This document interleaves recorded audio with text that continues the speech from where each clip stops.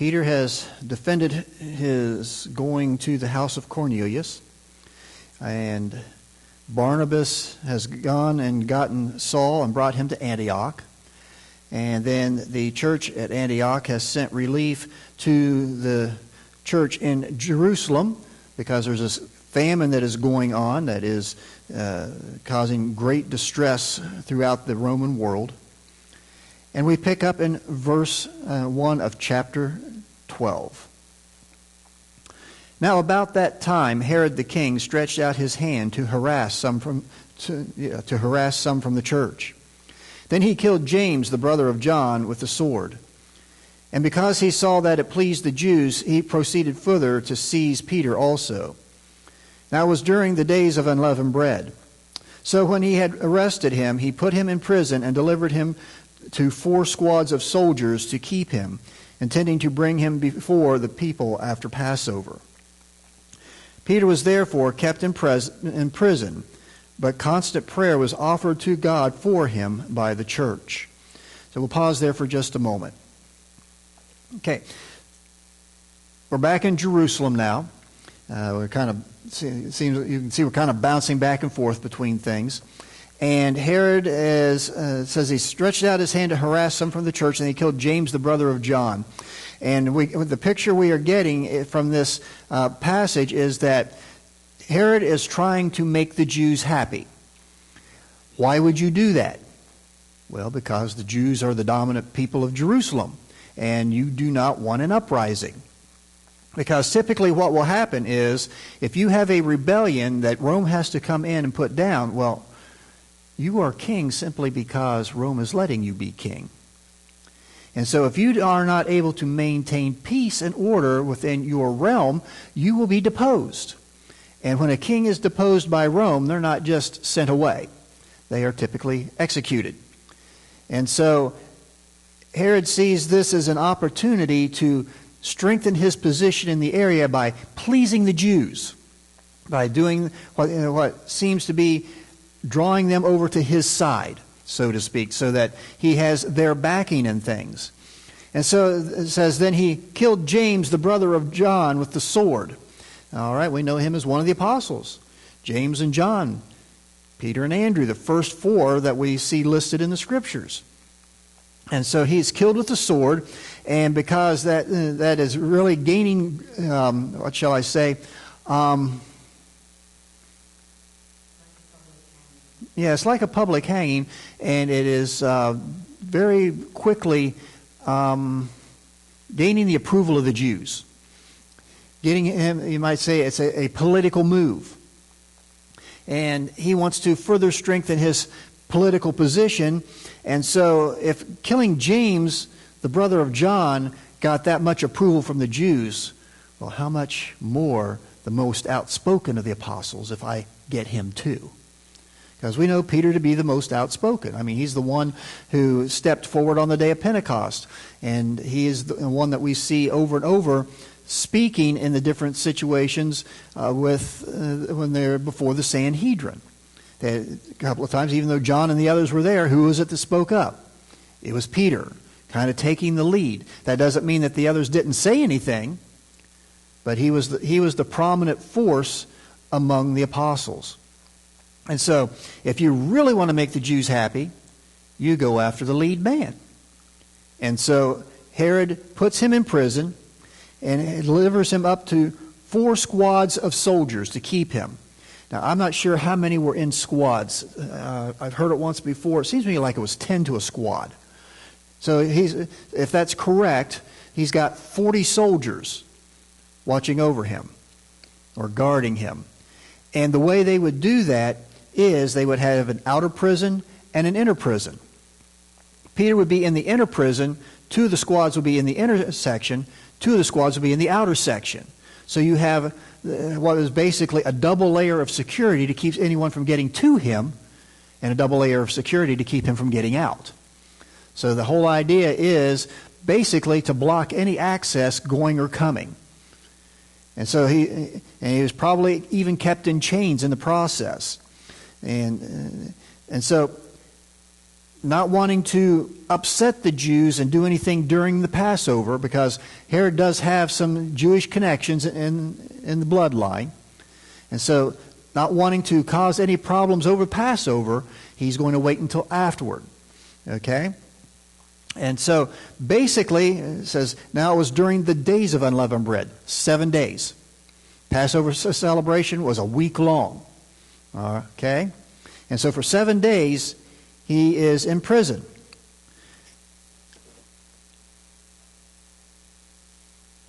And then we come to verse 6. And when Herod was about to bring him out, that night Peter was sleeping, bound with 2 chains. There's the chains, between 2 soldiers, and the guards before the door were keeping the prison. Now behold, an angel of the Lord stood by him, and a light shone in the prison. And he struck Peter on the side and raised him up, saying, Arise quickly.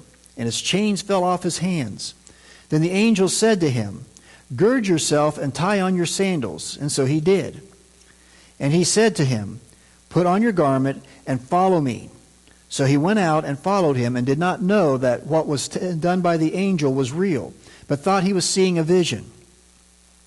When they were past the first and second guard posts, they came to the iron gate that leads to the city, which opened to them of its own accord. And they went out and went down one street, and immediately the angel departed from him. And when Peter had come to himself, he said, Now I know for certain that the Lord has sent his angel, and has delivered me from the hand of Herod, and from all the expectation of the Jewish people. So we'll stop there for a little bit. Okay, so the end of the Passover celebration, Herod's is going to be bringing him out. It's going to be basically the next day, the way the passage reads. It's going to be the next day he's going to bring him out. And we know from the way it reads, his intention is he's going to kill him too. And he's sleeping bound with the 2 chains. He's actually chained to the guards. Okay. The whole idea was that if you are bound to the guards in that way, there's not really anything you can do without them knowing. I mean, even if they're starting to slump off a little bit into a sleep, you messing with the chains is going to wake them up. And so when it says chained between 2 soldiers, he was actually chained to the soldiers.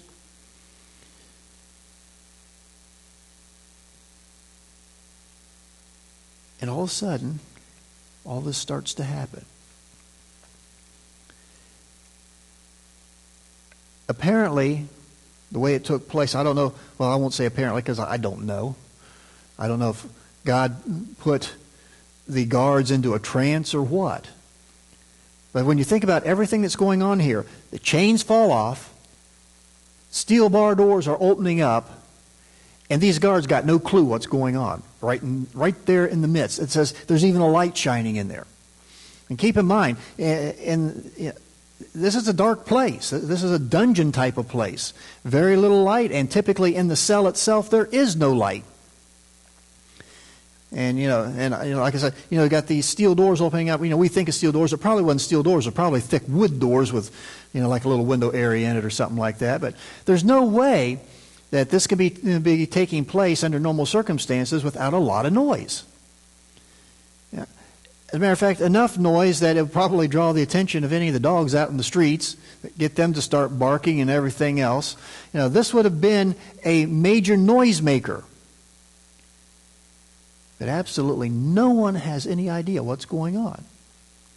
I mean, try and imagine you're one of the soldiers, and you are chained to this guy, and the way it's reading, apparently they're awake. Because you could be executed for falling asleep on duty, and you got no idea what's happening.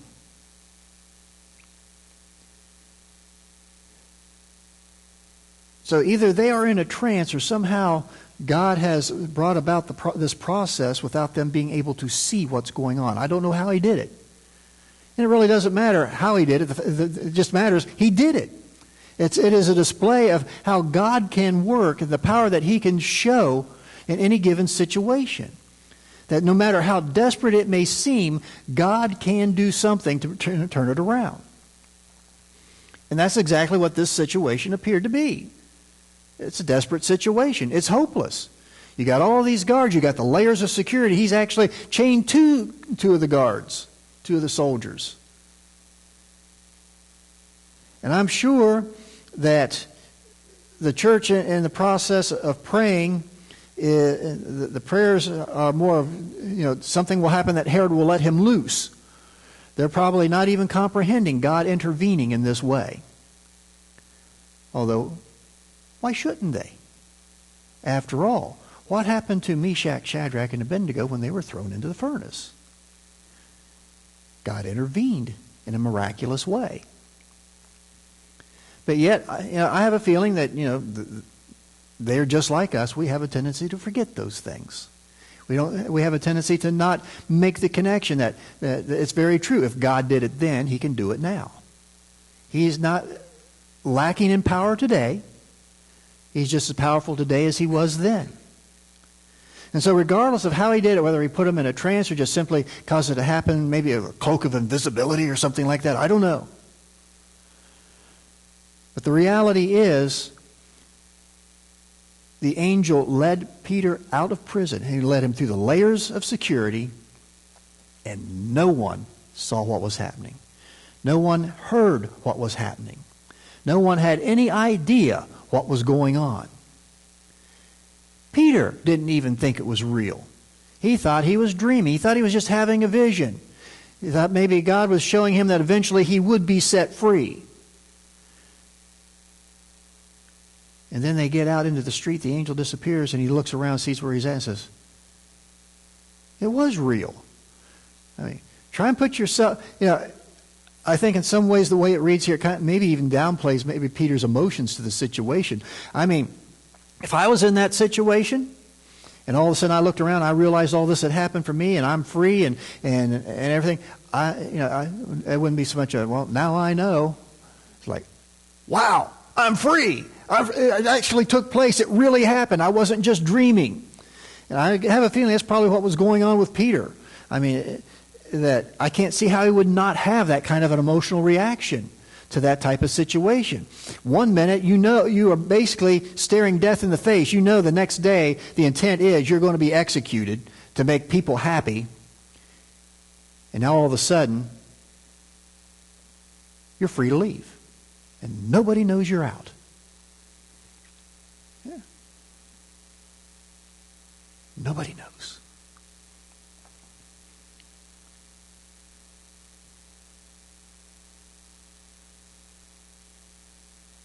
And we know that the Jewish people are expecting Peter to be killed. And that's what it tells us. Now I know for certain that the Lord has sent His angel and has delivered me from the hand of Herod and from all the expectation of the Jewish people. They were expecting Herod to do to Peter the same as he had done to James. And so now Peter's free. It's middle of the night. The church is praying.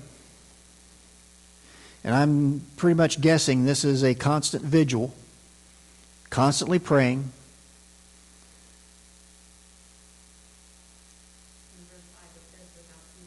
Yeah, without ceasing. I mean, this is intense prayer that's going on. I mean, how often do we today embark on that type of a prayer vigil for someone? I mean, usually what do we do? Well, we'll maybe come together and we'll just have a circle prayer. We'll have a prayer time that we dedicate to a specific situation, something like that, and then we'll go home.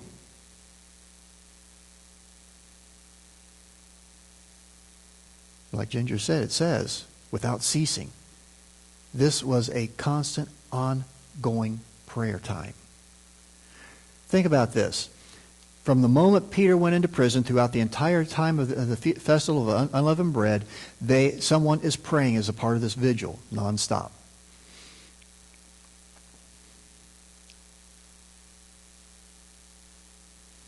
Oh, if we could just develop that kind of a prayer life.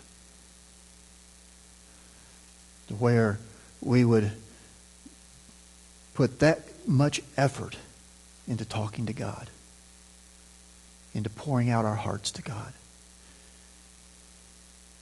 I think all too often our prayers start to border on ritualistic, where we pray for the same things with the same words over and over.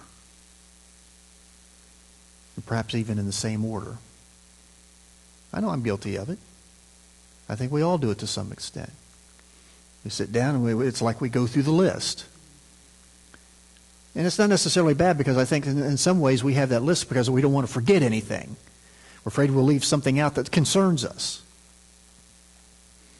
But at the same time, how often when we're going down through the list do we forget the things we wanted to add in? And so we have this intense prayer vigil that is going on as Peter is in prison. Peter thinks he's dreaming, and he finally realizes this is for real. This has really happened. I'm not going to die tomorrow. And we pick up at verse 12. So when he had considered this, he came to the house of Mary, the mother of John, whose surname was Mark, where many were gathered together praying. Keep that person in mind there. Mark. John Mark. And as Peter knocked at the door of the gate, a girl named Rhoda came to answer. When she recognized Peter's voice, because of her gladness, she did not open the gate, but ran in and announced that Peter stood before the gate. But they said to her, "You are beside yourself." Yet she kept insisting that it was so. So they said, "It is his angel." Okay, we'll stop there for just a moment. Okay, so he goes to the house of Mary, the mother of John Mark. We're going to get to know John Mark a little bit more later on. John Mark, well, he wrote the book of Mark. He's also going to travel with Paul a little bit. Very little bit. Okay?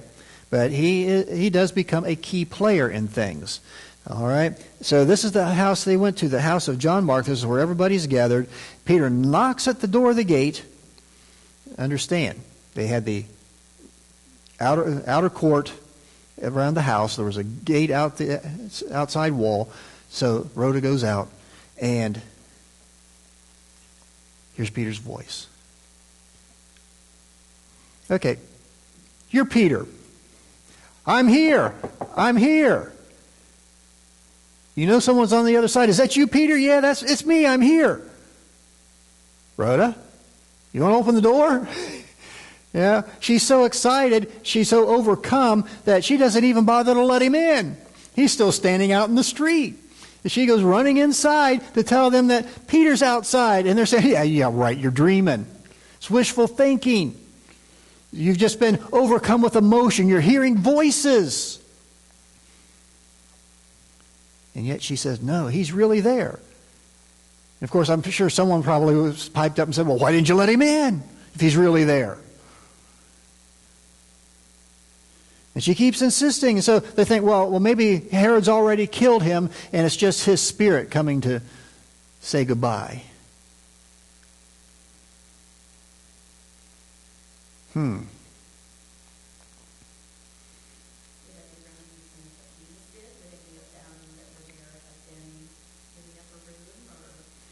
It could be. It could be. Could be reminiscent of Jesus appearing after his death. But no. And the difference was, they recognized Jesus was in the flesh. They're thinking this is a spirit.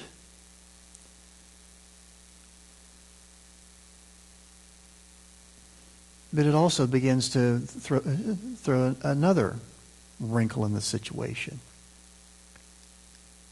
Doubt.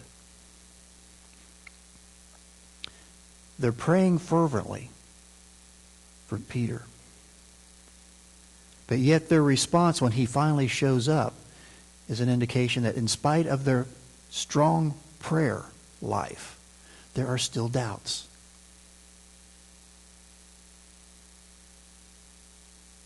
Still doubts that God would answer the prayer the way they were praying, for what they had asked for. I mean, the way the passage reads, it gives us the indication they're praying for his release. Even though it doesn't come out and bluntly say it, but the way the pattern runs, the feel is they're praying for his release. And then when he is finally released, Oh, it's just his angel, just his spirit. And I think we see in the strength of the early church people who are just like us. That even when we are developing a very strong prayer life, we still struggle with doubts. We still struggle with the power of God.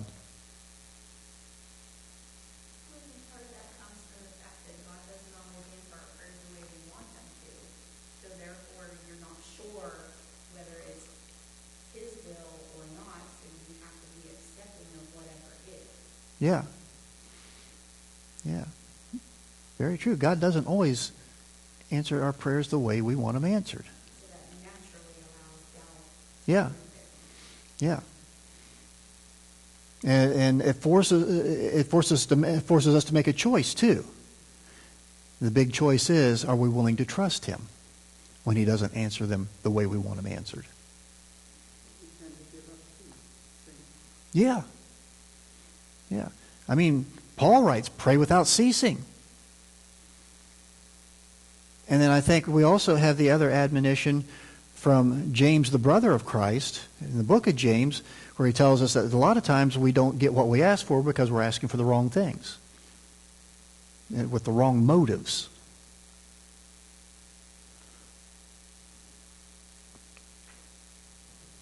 And I'm sure the church at this time feels like, this is a stuck between a rock and a hard place situation. They know the intent. And I think maybe God answering their prayer in the way He did. I mean, He gave them the answer they wanted. But I think what they were probably expecting is for something to happen after he was brought out and he would be set free, rather than God getting him out of prison without anybody knowing what's going on.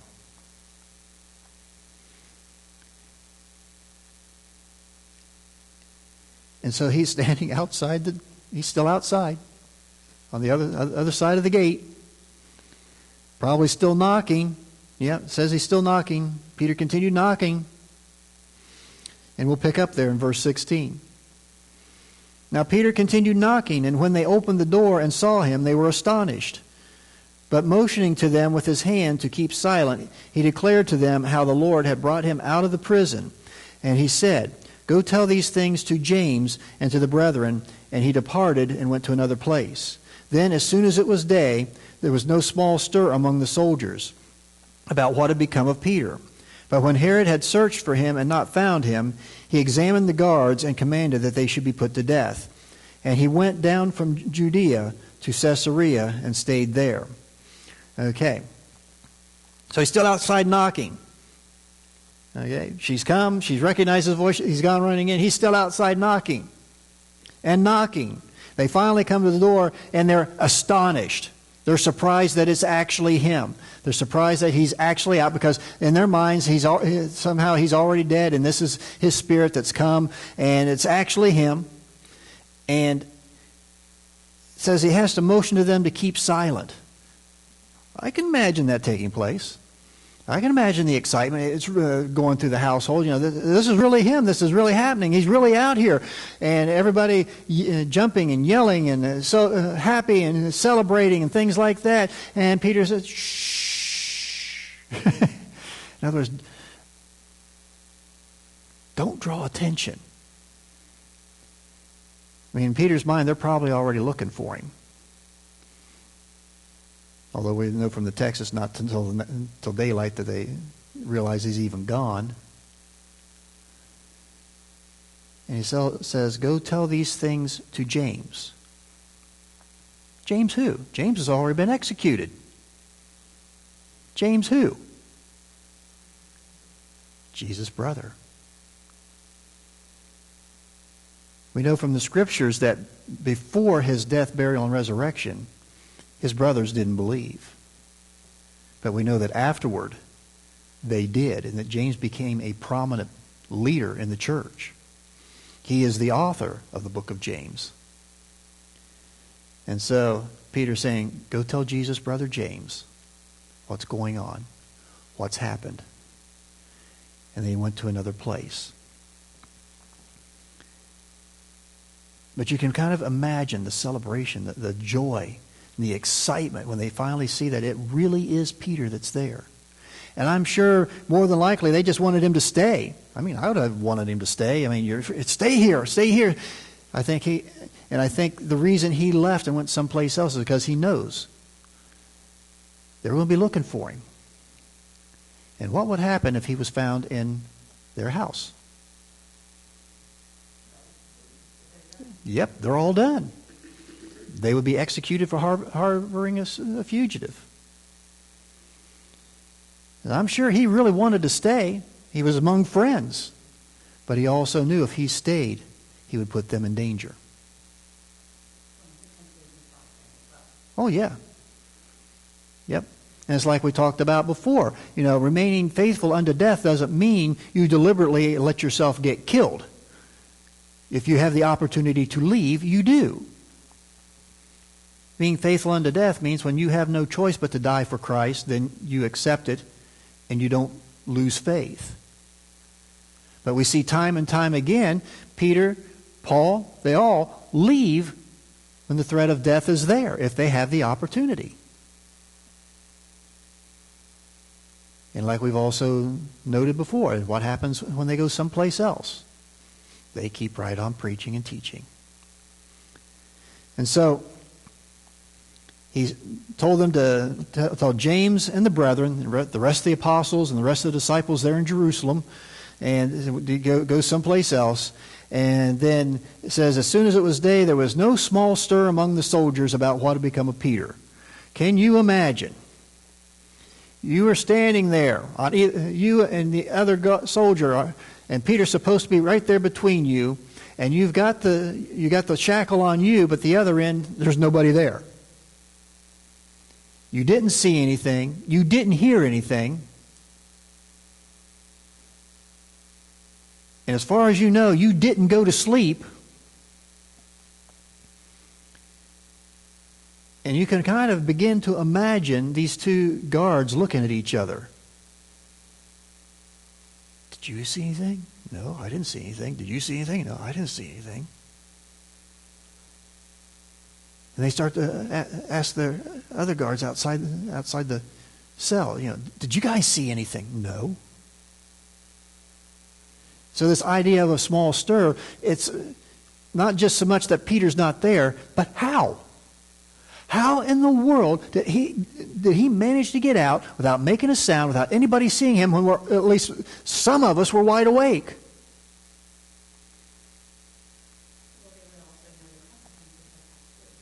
Oh, yeah. Oh, yeah. They're scared to death. Because they can't account for even how it happened, much less the fact that they lost him. And as we see here, when you lose a prisoner who is facing death, you take their place. That's to ensure that you don't lose your prisoner. Guess what? If God wants you to lose your prisoner, you lose your prisoner.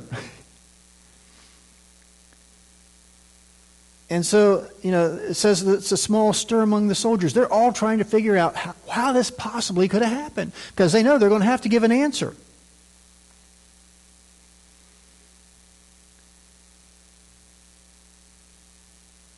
And can you imagine them coming to the realization that the only thing they can actually say that's true is that he just wasn't there.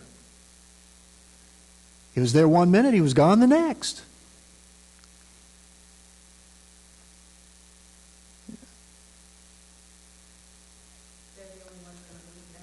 Yeah. Yeah. I mean, again, this is another section in Acts. It's almost like out of a sci-fi story. We talk about Philip being caught away to Assos. The idea that he just disappeared and reappeared. And in some ways, this might be very similar, that in the process of this, that Peter, in a sense, disappeared, was no longer visible in some way as he was let out.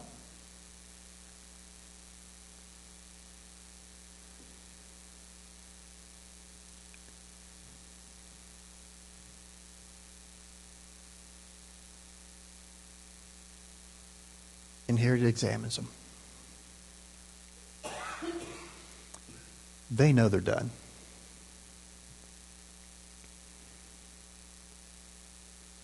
There is no possible way they are not going to die. Even if they've got a supposed legitimate reason. You know, if someone had come to break Peter out, they were expected to die trying to keep them from getting to Peter. In other words, you give your life if you have to make sure that your prisoner does not escape. And so they know good and well, it wouldn't even do any good to try and come up with a good lie. And so I can kind of imagine them trying to explain the truth. You know, because you can almost picture them, telling them, this is what happened. He was just one minute he's there, and the next minute he's gone. We didn't see anything. We didn't hear anything. It just like poof.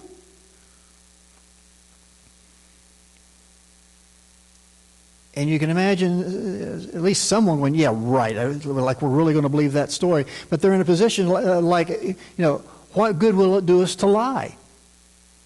No matter what we say, we're still dead. So why would we even lie about it?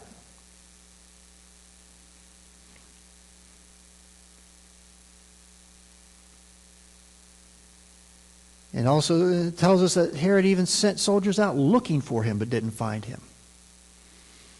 I don't know if they searched the entire city or if they searched the grounds where he was kept, thinking maybe he was hiding somewhere inside the praetorium or the prison or wherever they were keeping him.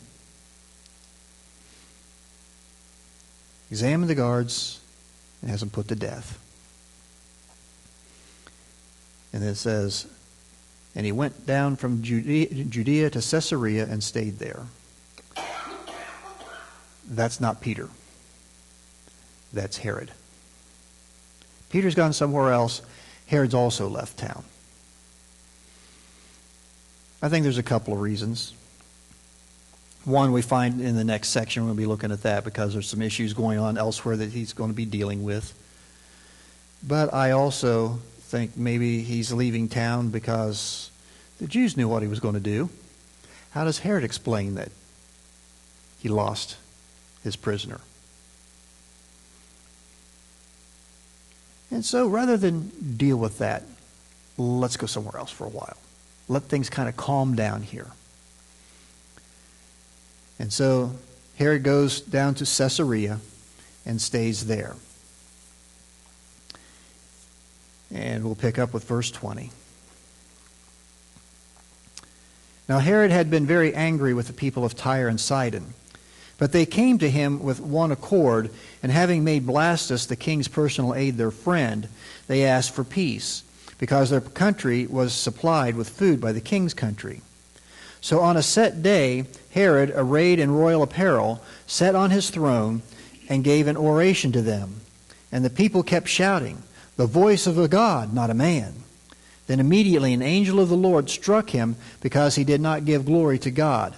And he was eaten by worms and died. But the word of God grew and multiplied. And Barnabas and Saul returned from Jerusalem when they had fulfilled their ministry, and they also took with them John, whose surname was Mark. Okay, so Herod's in Caesarea. And people of Tyre and Sidon says they've made Blastus, the king's personal aide, their friend. How do you think they probably did that? The way they always did things like that. They bribed him. More than likely. Yeah.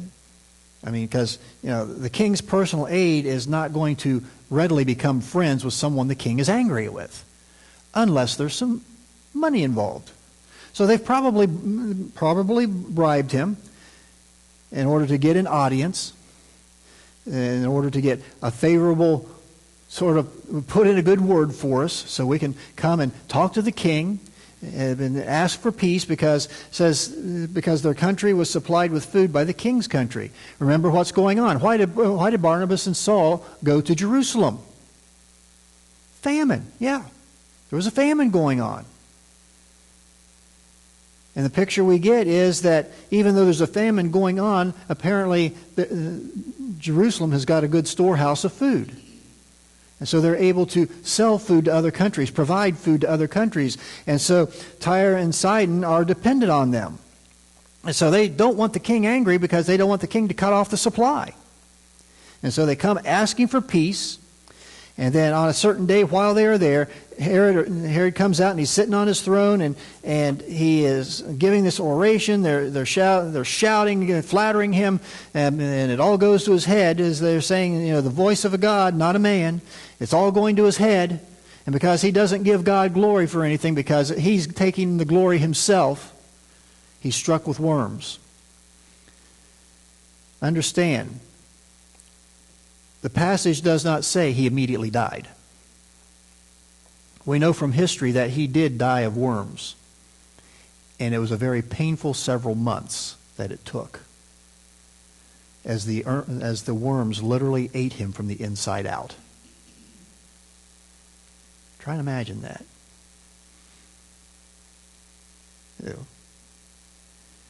I mean, God was making sure that he understood he was being punished. That he was eaten by worms and died. I mean, this wasn't your typical tapeworms and things like this. These were worms that literally ate you from the inside out, from what we know from history. And it was a very slow, painful death. At times, the worms making their way up into your esophagus where you couldn't even hardly breathe. You're choking on them.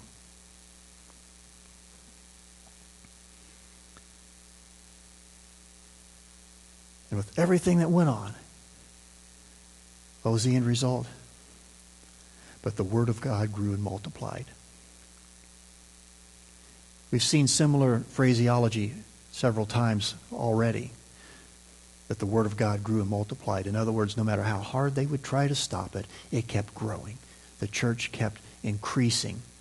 And I like it says, and multiplied. I mean, that gives you the indication it was not so much a slow process. It grew quickly. Very quickly.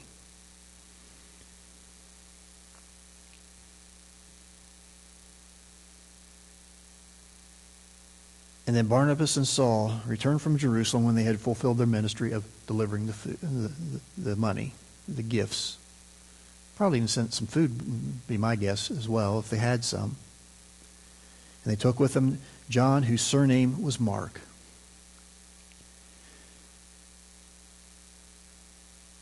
And at this point, the focus of Acts is now going to shift and begin to focus on the missionary journeys of Paul. We've seen all the turmoil going on in and around Jerusalem and Judea and all the neighboring areas. We've seen how God has moved the church out of Jerusalem to get them spreading the gospel as it was intended. As Jesus said, first in Jerusalem, then Judea, then Samaria, and to the othermost parts of the earth. He's finally got them moving out. And now we're going to begin to watch as the church grows. Not just in Judea and Samaria, but in the uttermost part of the earth. And we'll pick up with chapter 13 next week. Okay, any thoughts, comments? Questions? What is happening to Herod? I wonder if he finally realized what he had done, or if it was just malady that he... I get a feeling, I think if he would have realized, it would have been recorded. Because in the Old Testament we had times when God was striking people down and they realized what was going on. It's recorded. They understood and they repented and so on, and they responded. But we kind of get the idea from the fact that after that there's just total silence, is that he never understood. He never repented. He never acknowledged that he was being punished. And we know also from secular history that the Herods were typically arrogant, self-righteous kings. And, it would have been totally within their nature even if they did understand it, to, as they might say, thumb their nose at God, be defiant.